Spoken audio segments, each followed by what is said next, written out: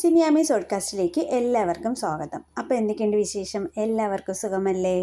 ജീവിതത്തിൽ ഓരോരുത്തരെ കണ്ടുമുട്ടുന്നതിനും ഓരോരോ സംഭവങ്ങൾ ഉണ്ടാകുന്നതിനുമൊക്കെ ഒരു റീസൺ ഉണ്ട് എന്നാണ് ഞാൻ വിശ്വസിക്കുന്നത്.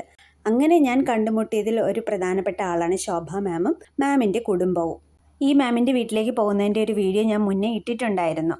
അതിൽ ഞാൻ എങ്ങനെയാണ് മാമിനെ പരിചയപ്പെട്ടത് എന്നൊക്കെ പറഞ്ഞിട്ടുണ്ടായിരുന്നു. എങ്കിലും ഒന്നുകൂടി പറയാം. മോളുടെ 10th ട്യൂഷനുമായി ബന്ധപ്പെട്ടിട്ടാണ് ഞാൻ മാമിനെ പരിചയപ്പെടുന്നത്. അത് എത്ര കാലം നീണ്ടു എന്നൊന്നും എനിക്ക് ഓർമ്മയില്ല. വളരെ കുറച്ച് നാളോ മറ്റോ ആണ് മോൾ അവിടെ ട്യൂഷന് പോയത്.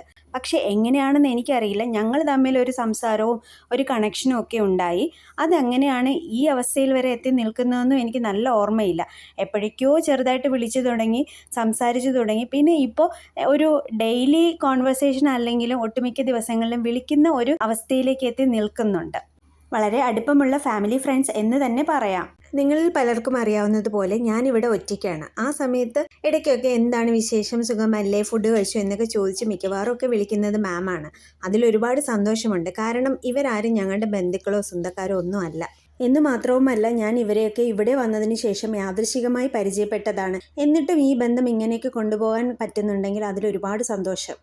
മാമിൻ്റെ ഹസ്ബൻഡിന് ഒഴിവ് കിട്ടുന്ന ഒരു സൺഡേ പുറത്തു പോയി ഫുഡൊക്കെ കഴിച്ച് വരാമെന്ന് ഞങ്ങൾ നേരത്തെ തന്നെ തീരുമാനിച്ചിരുന്നതാണ്.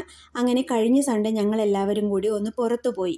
അജ്മാനിലെ നാലുകെട്ടിൽ പോയി ബുഫേ ആയിരുന്നു ആദ്യത്തെ സജഷനായി പറഞ്ഞത്. പക്ഷെ ഞങ്ങൾ ഒത്തിരി ഫുഡൊന്നും കഴിക്കാത്ത ആൾക്കാരായതുകൊണ്ട് അത് വേണ്ടാന്ന് വെച്ചിട്ട് ദുബായിലെ സൽക്കാരയിലാണ് പോയത്. അവിടെ പോയി സാധാരണ ചോറാണ് കഴിച്ചത്. സാധാരണ ചമ്മന്തിയും മാങ്ങാക്കറിയും മീൻകറിയും ഒക്കെ ചേർത്ത് നാടൻ ഊണാണ് കഴിച്ചത്. അടിപൊളി ഊണായിരുന്നു. എന്തായാലും ഒരുപാട് നേരം ഞങ്ങൾ അവിടെ ഇരിക്കുകയുണ്ടായി. പോയപ്പോഴും ചായയൊക്കെ വാങ്ങി കുടിച്ചു. കാരണം ഞങ്ങൾ ഇത്തിരി നേരത്തെയാണ് പോയത്. കാരണം അവിടെ ചെന്ന് കഴിഞ്ഞാൽ നല്ല തിരക്കായിരിക്കും. ആ തിരക്കിന് മുന്നേ അവിടെ എത്തണമെന്ന് ഞങ്ങൾ കരുതിയിരുന്നു. അങ്ങനെ ഇച്ചിരി നേരത്തെ പോയി അവിടുന്ന് ചായയൊക്കെ കുടിച്ച് പിന്നെ അത് കഴിഞ്ഞിട്ടാണ് ഞങ്ങൾ ചോറ് കഴിക്കുന്നത്.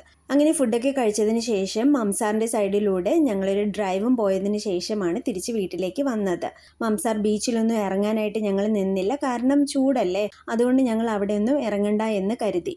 ഈ യാത്രയിൽ കുറേ നേരം ഞങ്ങൾ സംസാരിക്കേണ്ടായി. പക്ഷേ എന്തൊക്കെയാണ് സംസാരിച്ചതെന്ന് ചോദിച്ചാൽ എനിക്ക് പറയാനൊന്നും അറിയില്ല. പക്ഷേ കുറേ നേരം ഞങ്ങൾ ടൈം സ്പെൻഡ് ചെയ്തിട്ടുണ്ടായിരുന്നു ഈ യാത്രയിൽ. മാമിനോട് സംസാരിക്കുമ്പോൾ മാം എപ്പോഴും എന്നെ ഓർമ്മിപ്പിക്കുന്ന കാര്യമാണ്, നെഗറ്റീവായ കാര്യങ്ങളൊന്നും സംസാരിക്കരുത്, അല്ലെങ്കിൽ നെഗറ്റിവിറ്റി ഒന്നും നമ്മളിലേക്ക് കൊണ്ടുവരരുത് എന്ന്. അതൊന്നും എപ്പോഴും എനിക്ക് പാലിക്കാൻ പറ്റാറില്ലെങ്കിലും അതിനായിട്ട് ഞാൻ ഒരുപാട് ശ്രമിക്കാറുണ്ട്.